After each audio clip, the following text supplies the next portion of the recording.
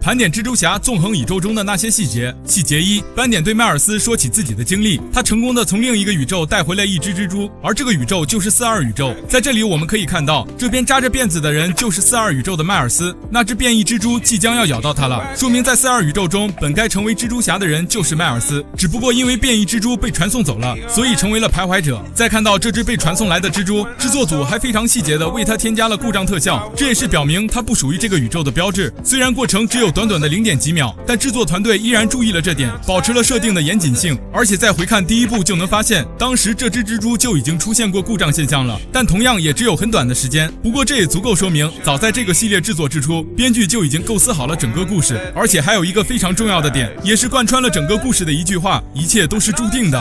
That's how the story is supposed to be. Being Spider-Man is a sacrifice. That's the job. That's what you signed up for.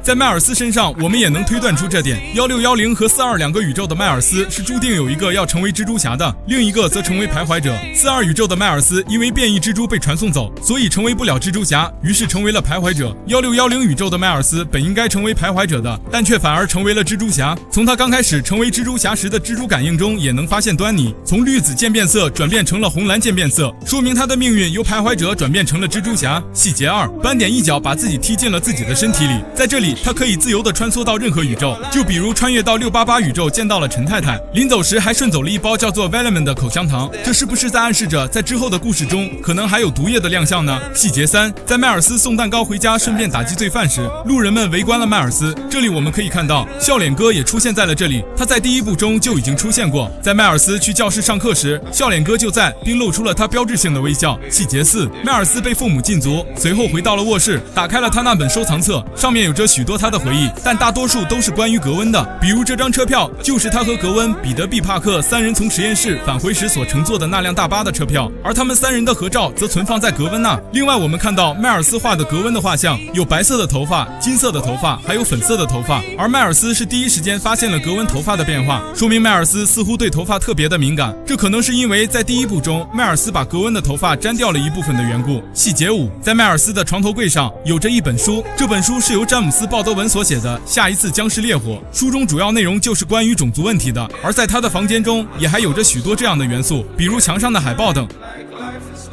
然后在格温坐到迈尔斯床上的时候，掉下来了一张红白色的卡片，这应该是他们这个宇宙中的宝可梦卡片。细节六，上期我们提到格温有着深厚的芭蕾舞功底，所以在这里我们可以看到格温在荡蛛丝时也做出了很多优雅的动作，这点也是需要细看才能发现。然后在他们荡蛛丝的过程中还顺便抓获了一个小偷，但是在这里我们注意格温留下的字条，你们的友好邻居女蜘蛛侠，但这个宇宙的蜘蛛侠明明是男的，格温的这番操作可能会让群众以为自己的城市又突然多了一个女蜘蛛侠。细节七，在斑点的住处我们可以看到这个蜘蛛标本柜，许多人可能只看到了这个醒目的42号宇宙的变异蜘蛛，但其实放大看的话还能看到其他宇宙的蜘蛛，比如这个90214号宇宙的蜘蛛，这正是暗影蜘蛛侠的宇宙，还有这个14512，它来自潘尼帕克的宇宙，这2人都是具有重要戏份的蜘蛛侠，刚好就全被斑点给收集到了。真的有这么巧吗？我并不这么觉得，只不过目前还不清楚导演的具体用意。另外还有几个出现的编号，这些蜘蛛侠可能也会在超越宇宙中有着具体戏份。细节8，在斑点引发了爆炸之后，格温的手环探测出了不稳定量子空间，这说明斑点很可能已经初步掌握了穿越量子世界的技术，这也极有可能是预先埋下的一个和康有关的伏笔。结合上凯文·费奇的爆料，超越宇宙将会和复联6直接联动，都说明了平行宇宙系列的3部电影绝对不是心血来潮的作品，甚至毒液系列也一样，他们最后都将并入漫威电影宇宙，这一切都是漫威和索尼精心布置的大网。